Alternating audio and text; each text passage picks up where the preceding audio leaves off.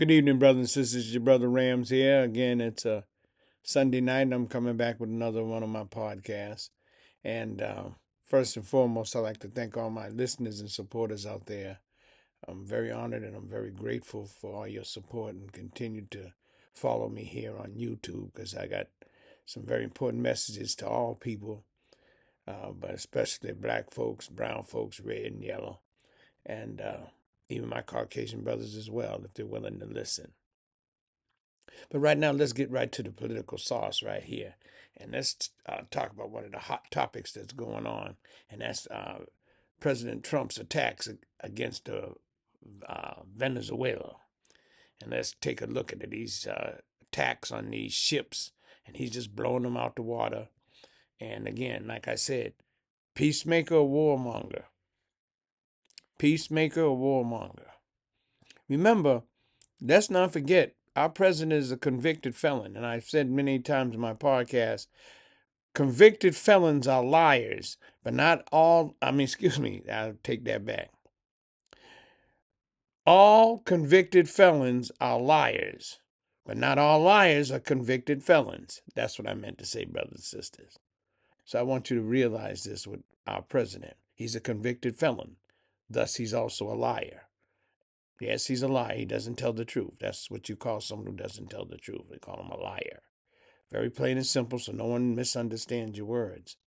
He's lied a lot of times. And sometimes, like Judge Judy always says, if you tell the truth, you don't have to remember your lie. See, but it's difficult to remember a lie if you're lying all the time. All right? So we're going to talk about some of these attacks on Venezuela. What's the real reason behind it? Because I'm going to show you the hypocrisy and the contradiction here in a minute. And then, of course, I always try to finish with a little bit of black history, because, like I said, it's very important for us to get a knowledge of self. And that's a proper knowledge.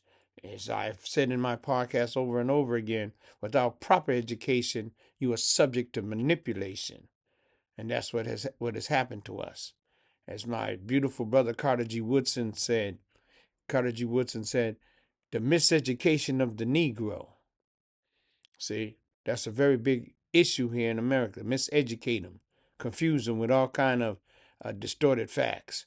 But I also said in my last podcast that the American educational system harms white children as well. It gives them a warped sense of self, that they're somehow superior, they're somehow the majority, when the reality is, in the 21st century, as in most of the centuries, the Caucasian people were never the majority. It's as simple as that. That's a fact, my Caucasian brothers. It's not to disparage you. It's a numerical fact. You take two countries and that eat up any white population. What's the two countries, Brother Ram? The two countries are India and China. They both have over 1 billion people.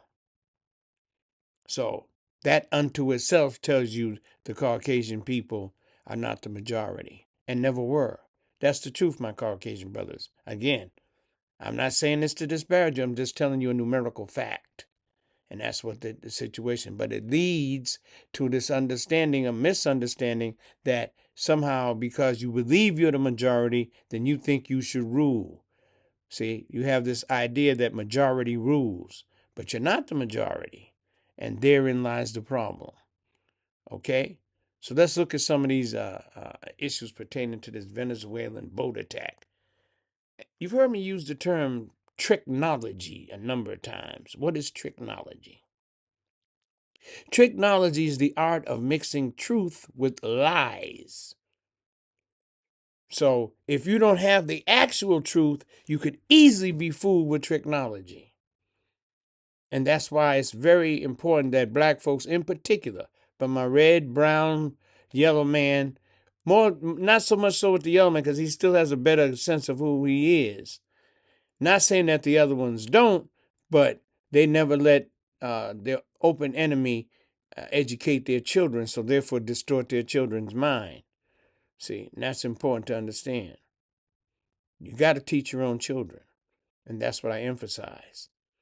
But going right back to this Venezuelan attack, it's marred with tricknology. They're telling you a little bit of truth, but really it's a lie, because there's the real reason why they're going after Venezuela. they don't really reveal. So your brother Rams is here to reveal it to you tonight. He's going to tell you why he's going after Venezuela. Okay? Let's take a look. This is what Trump claims. He claims this is a war against narco terrorists. They didn't came with their own little terminology. Narco terrorists. Oh, really? But you said this is a war against the narco terrorists. There's one small problem, Mr. Trump. You can't declare a war on nobody or no thing without Congress's approval. So this quote, war on the narco terrorists is illegal. Yes, it is, because you've declared war. These are your words. You're declaring war on the narco terrorists. Did you get Congress's approval? No, you didn't. So there unto itself is you're on shaky ground. Just killing people. Remember, I told you, he's a mischief maker and a bloodshedder. He don't know who those peoples are. He don't. He has not presented any proof as to who was killed. No names, no nothing. They're drug boats. Okay, they're drug boats. What proof you have? It's fair to ask. What proof you have that these ships that you're bombing and hitting them with missiles and blowing them to smithereens, what proof do you have that they are smuggling drugs? American people would like to know it. Senator Rand Paul. Now, I know Rand Paul fan, but he asked a valid question. We don't know who's on them boats. We don't know anything about them boats. All we know is he's just using military might against them. Venezuela. According to him, these are drug dealers, narco terrorists. We're declaring war against them. Interesting. But you need a Congress's approval if you're going to declare war, if you're going to take military action, which you have. So are you doing something unlawful? That's questionable. Because you said it's a war. And you're attacking in a war. But you don't have the authority to go to war. So any orders he gives, are they really illegal orders? That's something to question. Are they really illegal orders? And who's carrying them out? And I'm going to talk about that in a little bit. You just hold on. But we're going to talk about that for a little bit.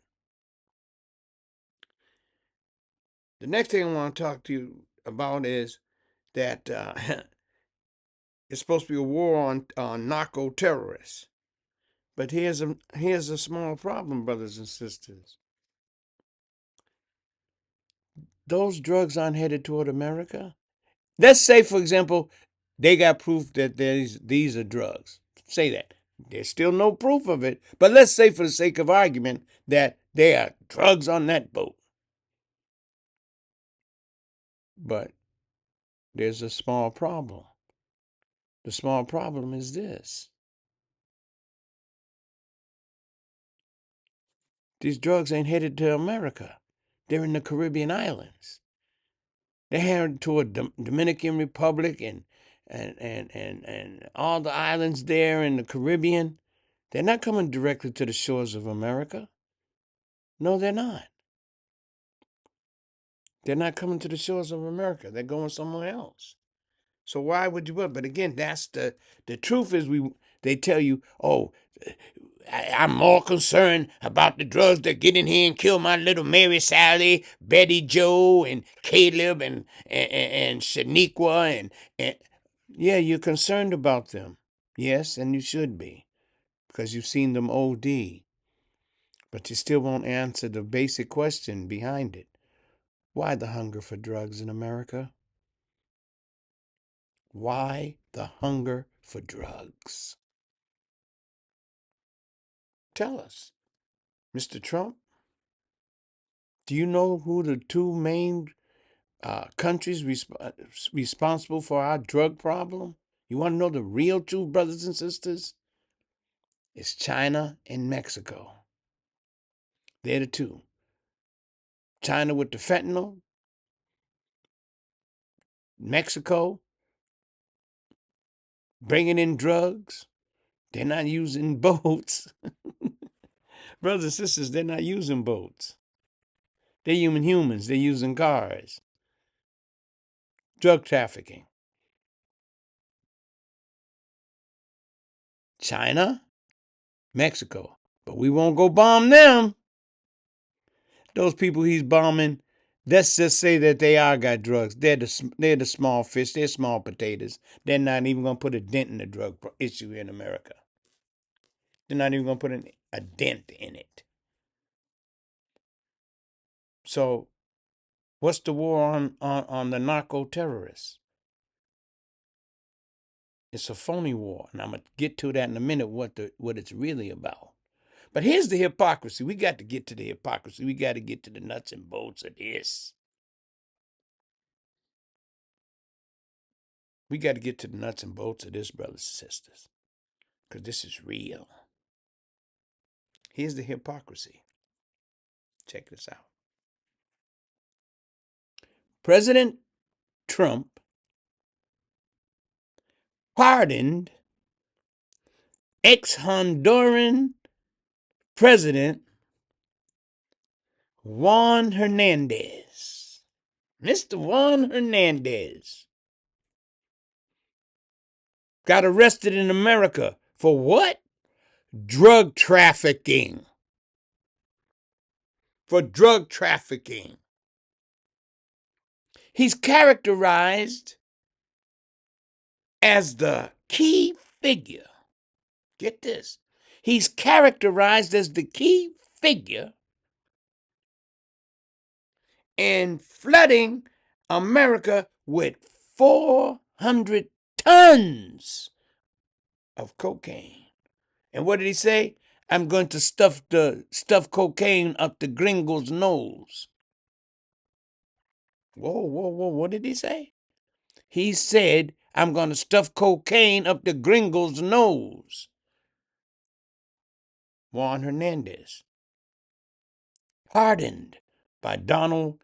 I'm so against America drugs that I'm bombing little people that ain't even bringing no drugs to America. But I pardon one of the biggest drug dealers in American history.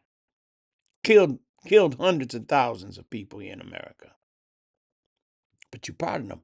He was sentenced in U.S. court for 45 years in federal prison. He had federal charges. 45 years. You know how much time that is? He'd have to serve about 43 of them. They wanted to take him off the streets of America. Destroying American lives. Destroying American families. Black, white, red, everything in between, damn it. Juan Hernandez, 400 tons of cocaine he drug trafficked into America. And this president of ours pardons him? He was treated unfairly. Tell that to the parents of some of them kids who overdosed. What do you say about that? Go talk to some of them parents. Go talk to some of them relatives of those folks who've overdosed off cocaine, shooting cocaine, smoking cocaine. Their lives don't matter, Mr. President? You pardon one of the most notorious cocaine drug traffickers in U.S. history?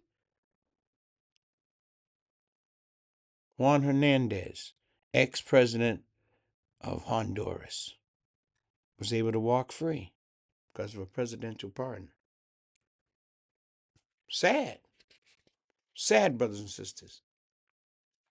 But this is the world we live in. Like I said, United States has sentenced him to 45 years. They sentenced him to 45 years.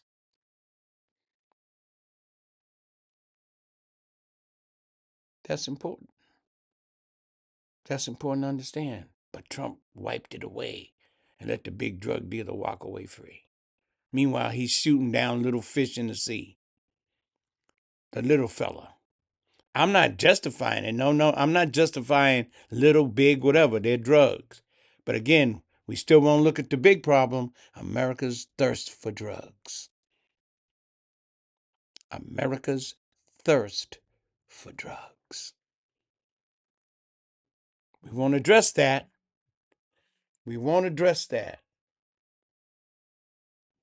We won't address that, and that's a shame, because there's a lot of people hurting in America that they got to turn to some kind of substance to ease their pain, man.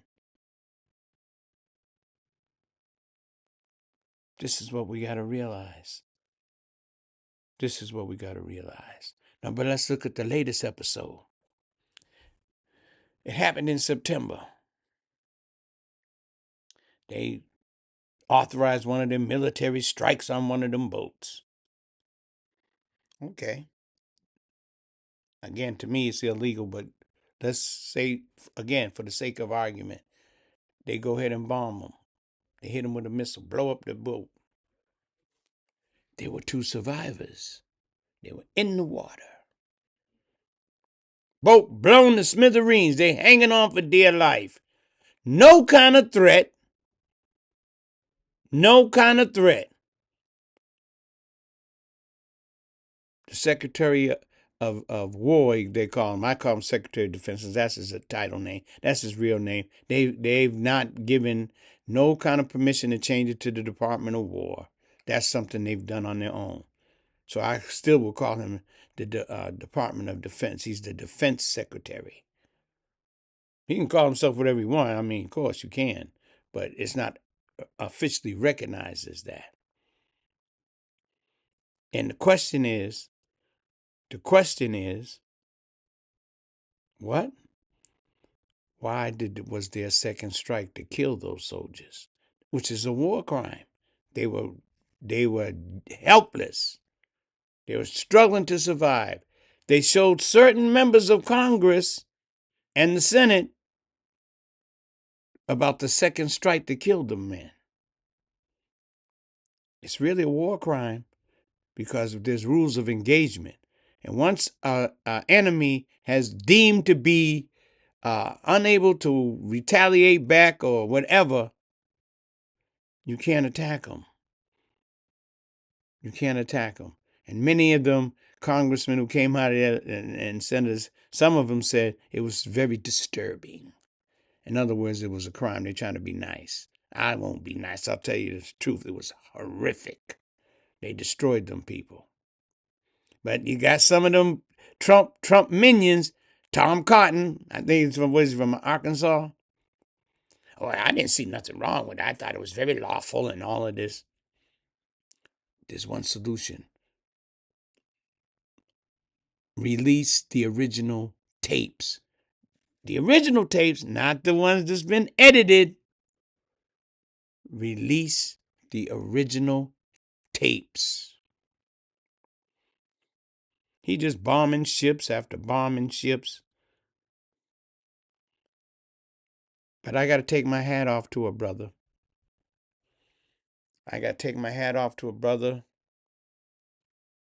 Beautiful, educated.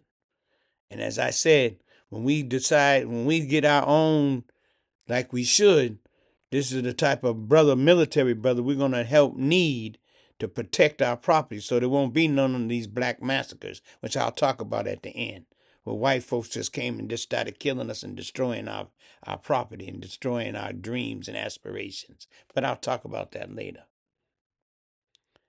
This brother, he quit in October of 2025. He quit. You know why he quit?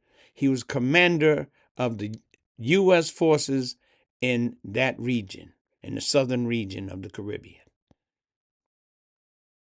He was admiral. I'll tell you your brother's name. His name is Alvin Holsey, Holsey. Alvin Holsey. He walked away.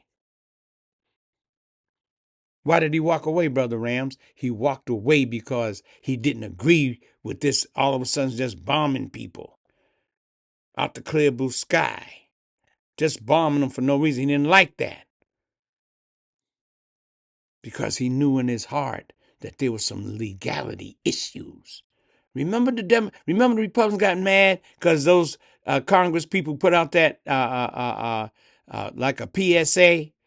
Remember when they said you have the right to disobey illegal orders, which is what they teach them. You have the right to disobey illegal orders. Let's look at that. Our brother, God love him for that. He said, man, I can't participate in this foolishness. No, because there's something illegal about it. And in this case, if you do, they don't tell you this side. The other side is if you participate in it and when the sugar honey iced tea hits the fan, guess who becomes the fall guy? That brother said, not me. I'm getting out of here. I'll resign first. Because he got into conflict with the Trump administration. Because they just wanted him to follow orders. And he said, no, I'm not. But I won't disobey you. I'll resign. Kind of reminds me of Eric Siebert, the district attorney in New York, that they wanted him to prosecute Letitia James. And he said, no, I ain't prosecuting her. We ain't got no evidence of that. Well, you'll get replaced. I'll fire you. Go ahead, fire me. I'm a lawyer. I'll get another job. See, he quit. He resigned. What did the brother do? He resigned. I don't have to stand up here and become the fall guy, the flunky. They replaced him with another general.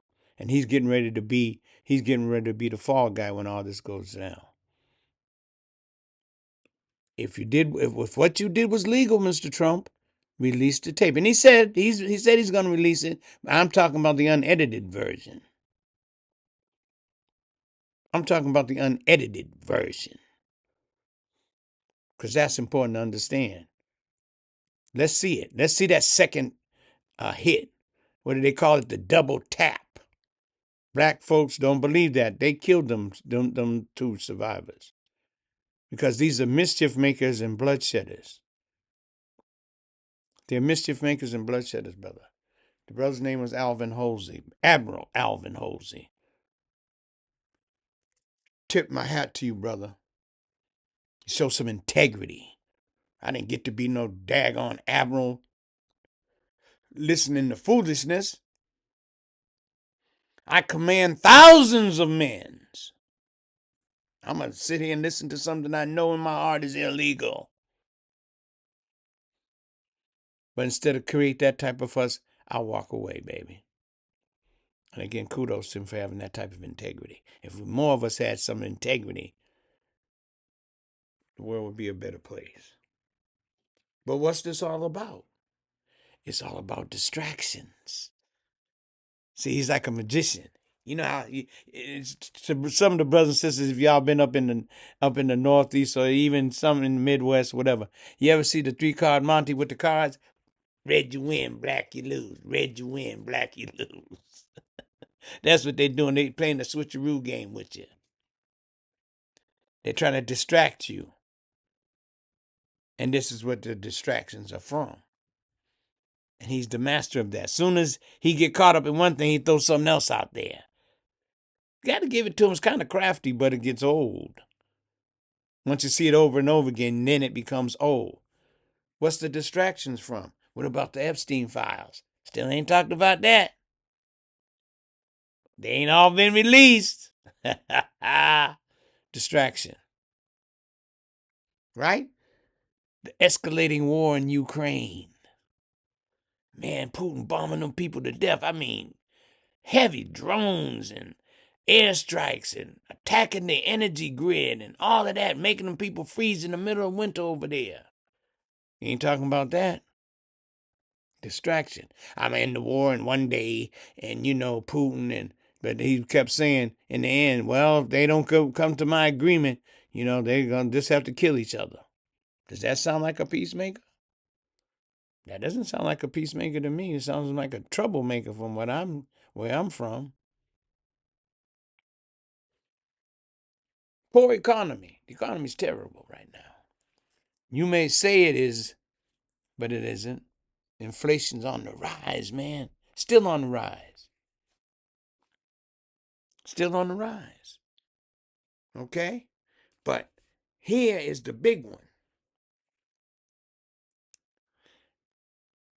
The Republicans still do not have a health care plan. They've been promising a health care plan since Obama was the president. Let me see, that was in 2008, 2000. It's now 2025. It's about 17 years. Where's your health plan? Where's your health plan?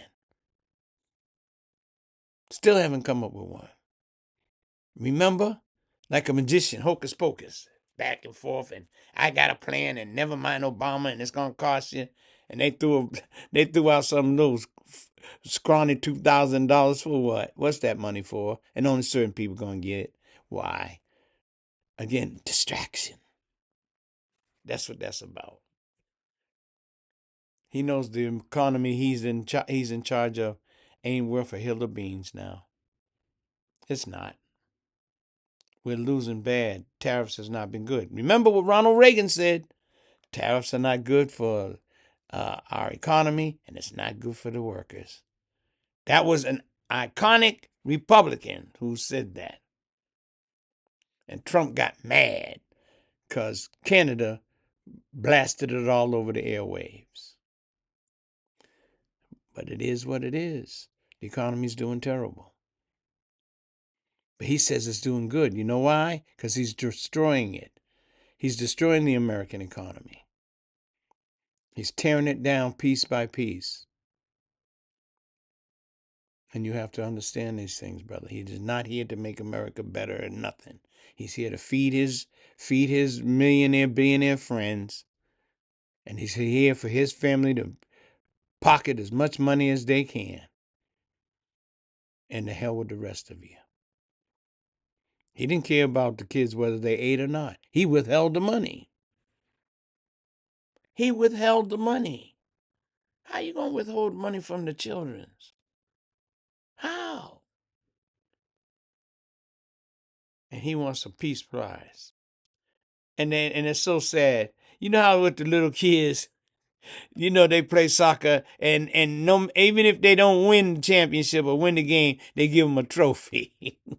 It was sad to see our president up there accepting the peace prize from FIFA. The World Cup organization. They gave him a little phony peace prize.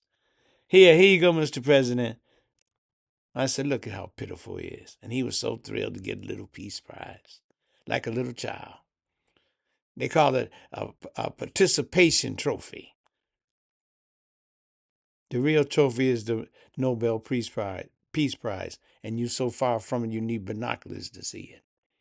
You're not a peacemaker, sir. You are a warmonger. You thrive on war.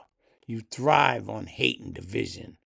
And history shows that hate and division, any kind of system, any kind of government that relies on hate and division does not stand, because it goes against the will of God.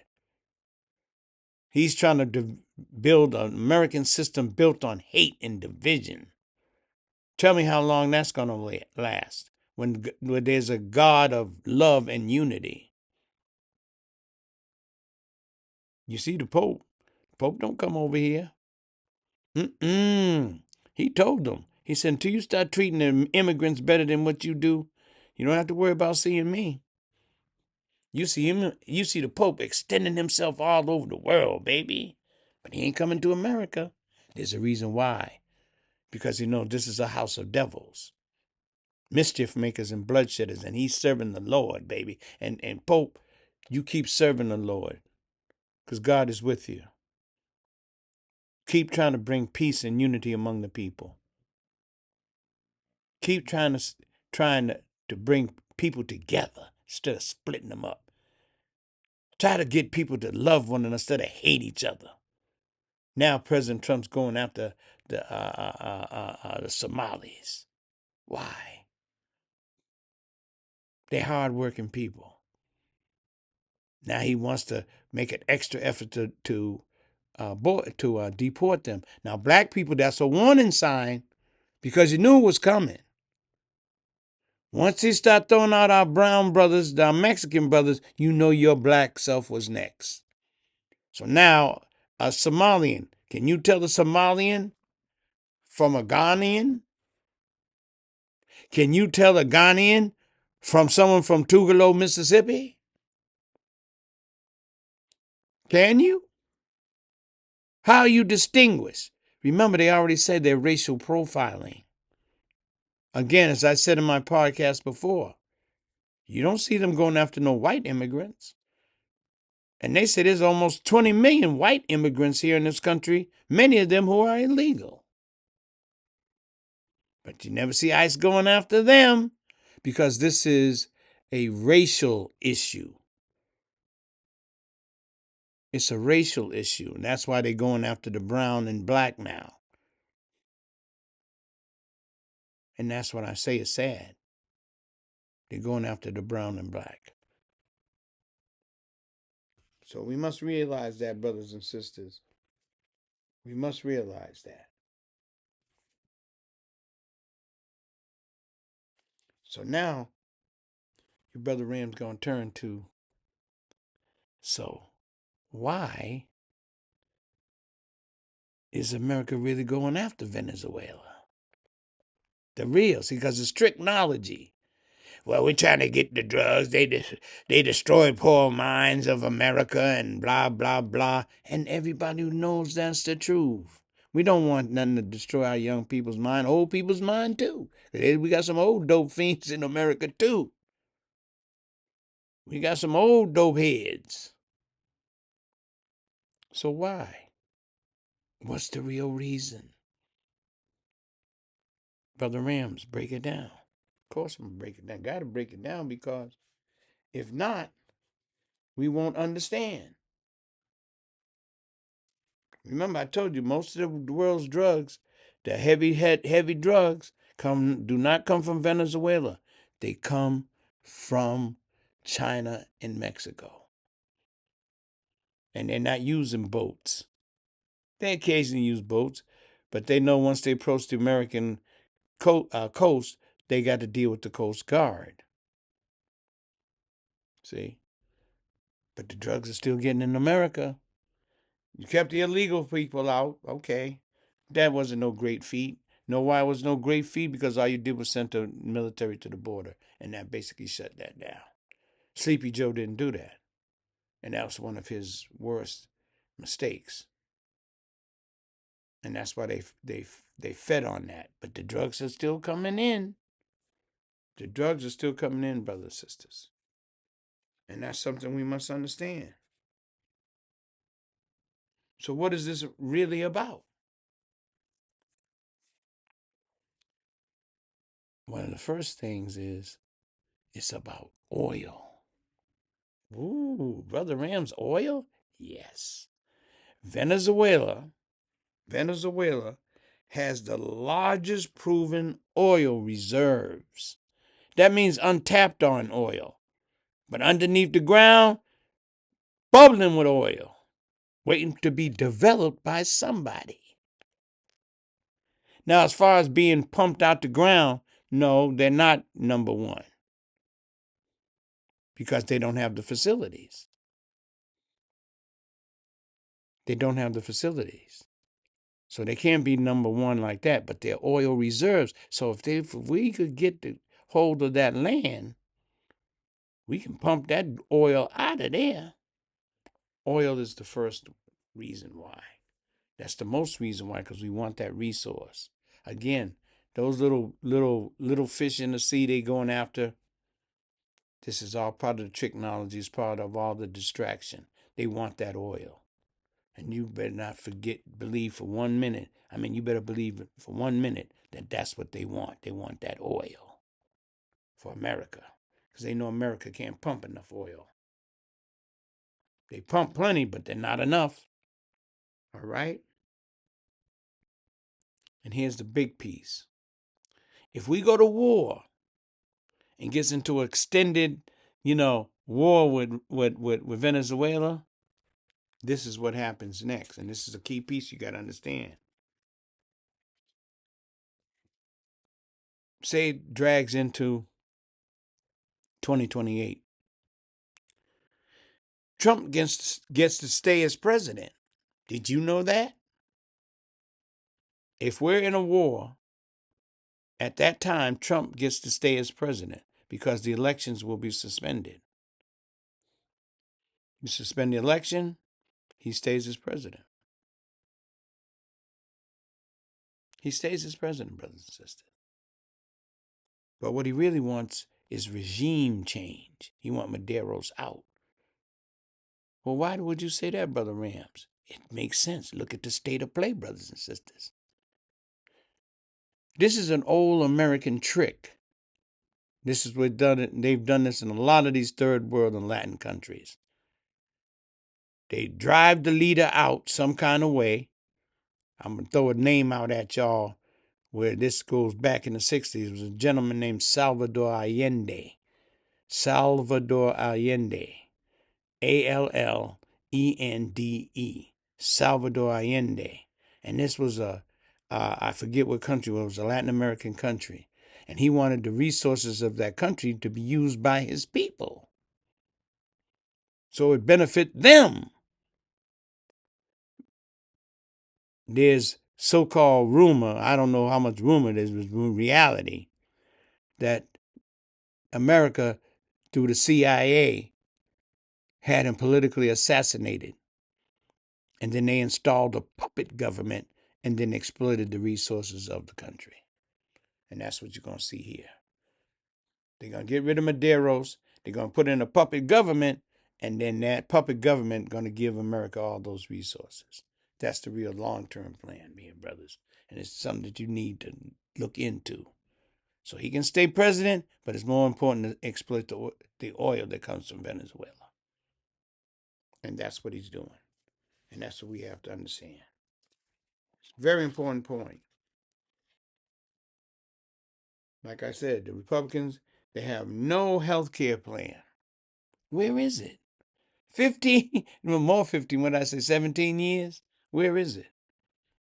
Oh, yeah, the ACA subsidies, they end December 31st of this year. They end. Everybody's health care is going through the roof. Great economy, Mr. Trump. Everything going great. Yes, it is going great. You know why? Because my point isn't to make it great. It's to is being destroyed like I wanted it. Like I said, he physically tearing down the White House, and of course now the cost has gone up. Went from 300 million. Now he fires the architect, and now we got a higher price. It's sad. It's sad, brothers and sisters. But I'm getting ready to pivot here because I talked about the Trump and his craziness with the blowing up of the Venezuelan ships, and I told you the real reasons behind it. That it's not about stopping drug trade. He could care less about stopping drug trade, especially if he pardons a known drug trafficker that have harmed thousands and thousands of Americans, and he pardons him because he said he was treated unfairly. Think about them dead children that he left behind. But you let him walk away free. So, brothers and sisters, like I said, this is part of my podcast that I enjoy especially. I enjoy really especially because I get into talking about Black history. And like I said to you, brothers and sisters, we got to know our history. We got to teach our children our history because we have a rich history. And we owe it to them as their parents and elders, not just the parents, the elders of the tribe, the elders of the nation, to teach our children their story. Remember, Caucasian children, they get taught by their own all the time. And they have no problem with it. And one of the things they try to discourage us is from wanting to teach our own as well. But you can't let them because you got to teach your own. Because who can teach your children better than you? Who can teach your children better than you? One of the things I always like to talk about when it comes to Black history, I usually do two sides of the ocean. I do here in America, and then I do in the motherland. So I do both. And I want you all to understand something. I'm going to give you 3 names of Black men who were geniuses. They were geniuses, Black men. And in what area were they geniuses in, Brother Rams? The one area that debunks and cancels out white supremacist thinking. Remember, because they believe your mentality, you're less intelligent. Because why? Come on, brother, say it. Article 1, Section 2, Clause 3. The Negro is 3/5 of a human. So you're less intelligent than me because you're less. And I'll debunk them to the day I die. But I'm going to give you 3 Black geniuses. And where are they genius at, Brother Rams? They're in the field of math and science. See, because you're white America, my white Caucasian brothers, you're comfortable with me if I'm dunking a basketball. You're comfortable with me if I'm running that football. You're comfortable with me running that track at such a tremendous speed. You're comfortable with my brothers and sisters on stage dancing and shaking and gyrating. You're comfortable with me. But let me show you my academic acumen, and then now we got a problem. We got a real problem. When I show you my academic intelligence and greatness, then we have a problem from a lot of our Caucasian brothers, unfortunately. But you got to get out of that. That's 20th century thinking, brothers. My Caucasian brothers, it's not for the 20th century. It's the 21st century. So you got to see things differently. You got to change, and you got to move forward. But I'm going to give you the 3 names of some Black geniuses because you need to know their names. The first name I want to tell you about is about a brother. His name is George Robert Carruthers. George Robert Carruthers. Who was he, Brother Rams? He was born in 1939 and died in 2020. Older brother. But baby, listen to what he invented. Good God, man. This is what make you proud. But this is what you got to teach your children so they be proud of themselves. Now imagine if white children were taught this. That's the miseducation of the white child. Because they only show the brother as a dancer, a boxer, a track person, playing the instrument, shaking, gyrating. The Black women shaking, gyrating. You're accepted as that. But you cannot be accepted as a academic genius.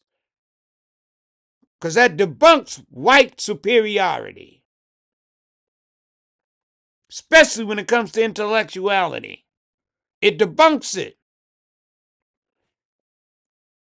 George Robert Carruthers. Y'all ready for this? This is our brother, one of our brothers. Born 1939, died 2020. He invented the ultraviolet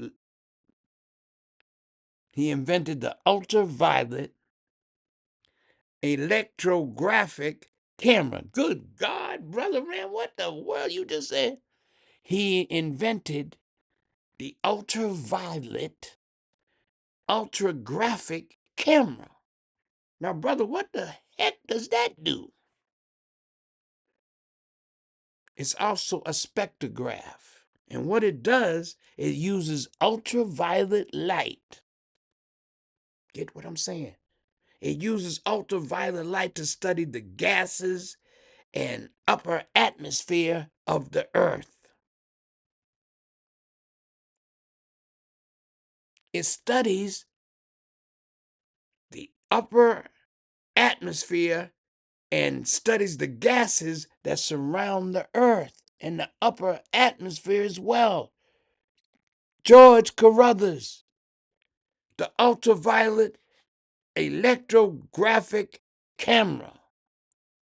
Brother, but let's look at the time period in which he lived. 1939 to 2020. So when he was 15, that was 1954. Can you imagine? He was born in Cincinnati, Ohio. Can you imagine the hatred toward black folks and learning? You're the only race of people that it was legal to kill you. Did you know they could have ran up if they saw him studying what and killed him? So that's why I take my hat off to him, because not only did he overcome great odds trying to learn, he achieved academic success and scientific and technological success. George Robert Carruthers, one genius. I got another brother. His name was Hubert Mack Thaxton. He was born in 1909 and he died in 1974. Born in 1909, died in 1974. But Brother Rams, what did he do? Oh, man. Y'all don't even understand his. He had a PhD in physics. He was the fourth black man, a black person, to earn a PhD in physics. See how heavy that is? He's the architect of the U.S. early tech age. Now, guess what? Guess what he did? He pioneered breakthrough research, and get this, he pioneered breakthrough research on proton scattering. Good. What? He pioneered scientific research on proton scattering.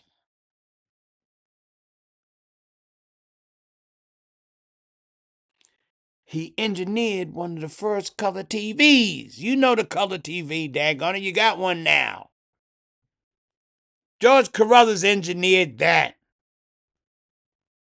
So when you go down there and you looked at the TV, the football game, and all the pageants and all of that, George Carruthers allowed you to see color TV. Teach that to the black, but also to the white children. So when they go home to the TV, they'll look at the TV different. Black man made that. I got another one. Brother named Modi Daniel Taylor, 1912 to 1976. He's a valedictorian and graduated in 1935.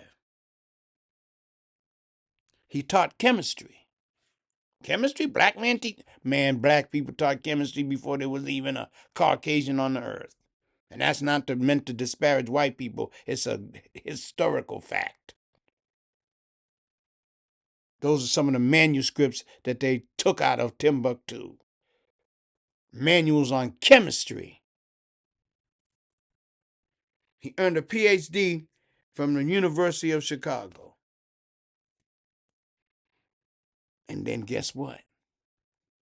He then joined the Manhattan Project. Uh-oh, what's that, Brother Man? That's where they built the atomic bomb. He's what we call a rare earth chemistry. And he helped build the atomic bomb. What was his name, brother, again? His name was Modi Daniel Taylor, 1912 to 1976. But one of the things I said that they all share in common, brothers and sisters, is that they came up during a time where Negro reading and studying was a taboo because why? It was legal to kill you if they catch you reading. And you must never, ever forget that. it was legal to kill you.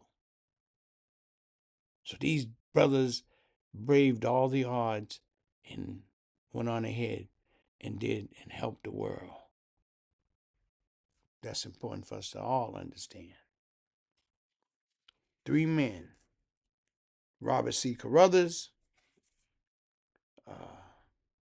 Herbert Mac Thaxton, and finally Modi Daniel Taylor. 3 black geniuses.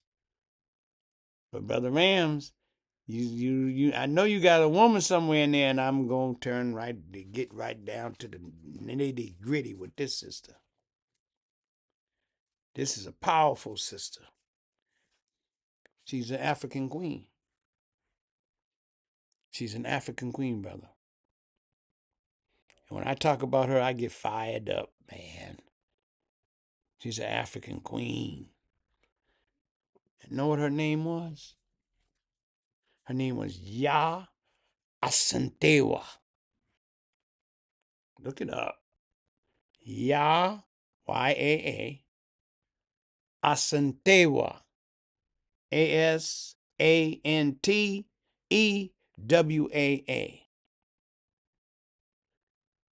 She was queen mother of Ijisu. Queen mother of Ijisu in the Ashanti Empire. It's called Ghana now. She was queen mother of the Ijisu in the Ashanti Empire. So she was an Ashanti queen. But let me tell you what she's famous for. She led the Ashanti people in the War of the Golden Stool in 1900. She led the people in 1900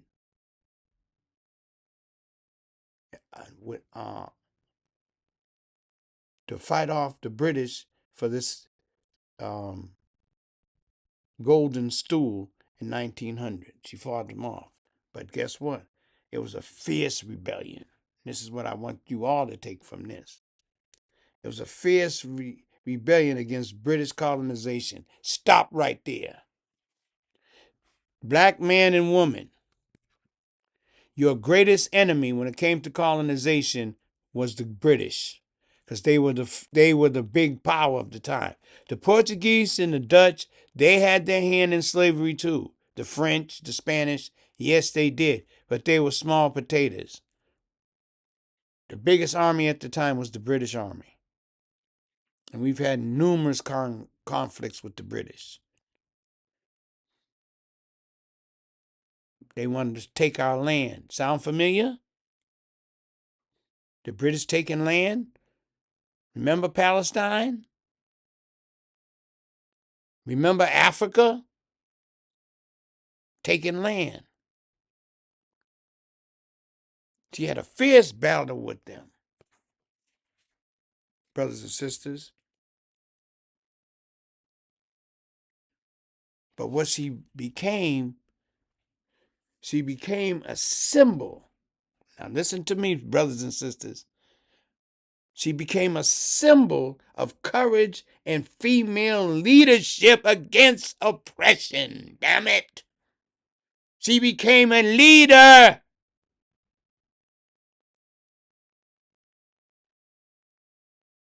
Against oppression of her people.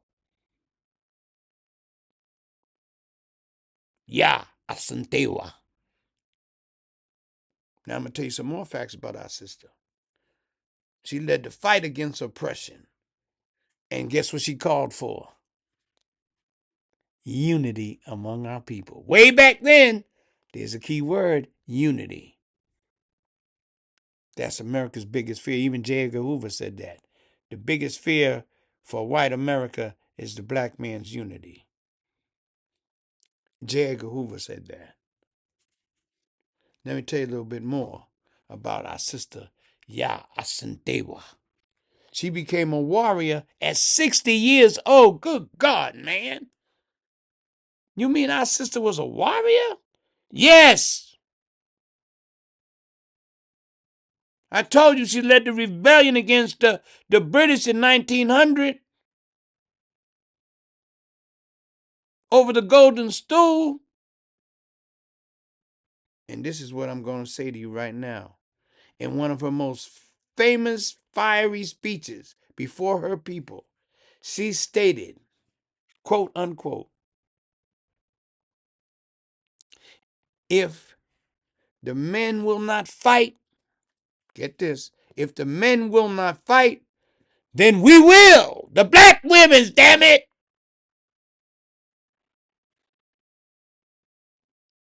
If these men is too damn scared to fight the British, we women will stand up. And that's what I appreciate out of her.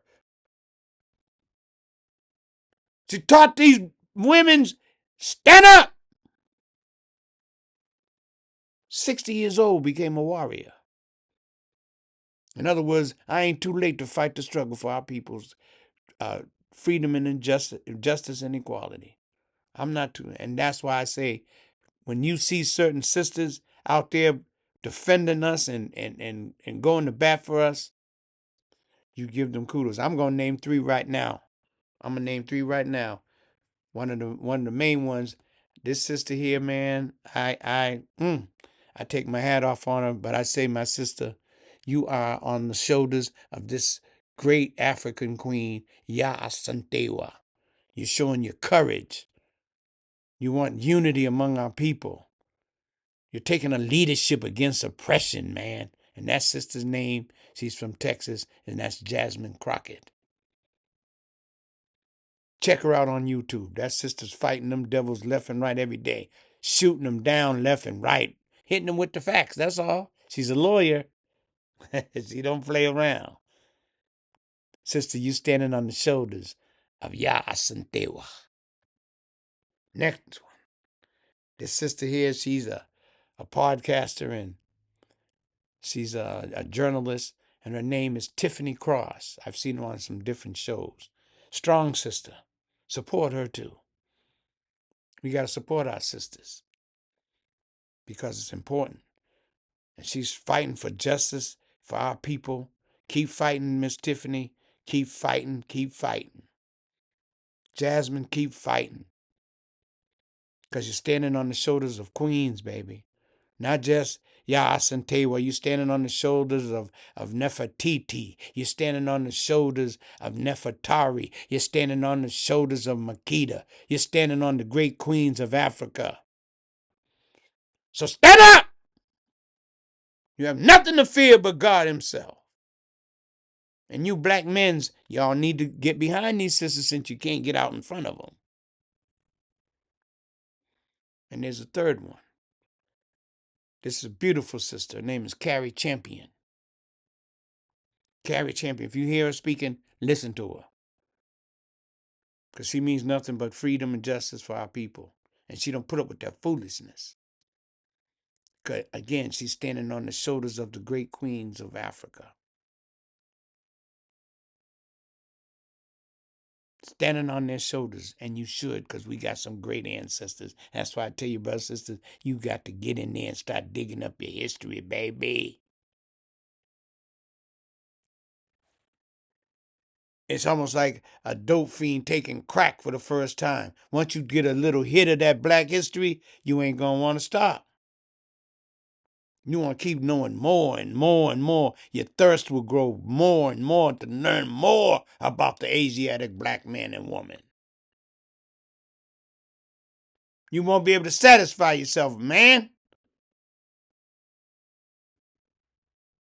That's important for us to all understand. Ya Asantewa was a queen. But I also got to now go through a couple of black inventions. Got to do it. It's a woman. I'm starting with a woman. Her name was Sarah Boone. Sarah Boone. Who was she, Brother Rams? She invented the ironing board. Sarah Boone.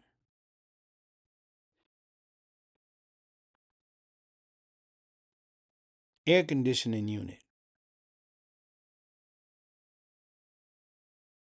by a gentleman named Frederick Jones. His last name was Jones.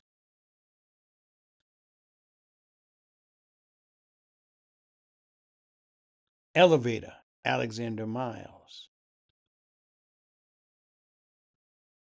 Hot comb, Madam C.J. Walker.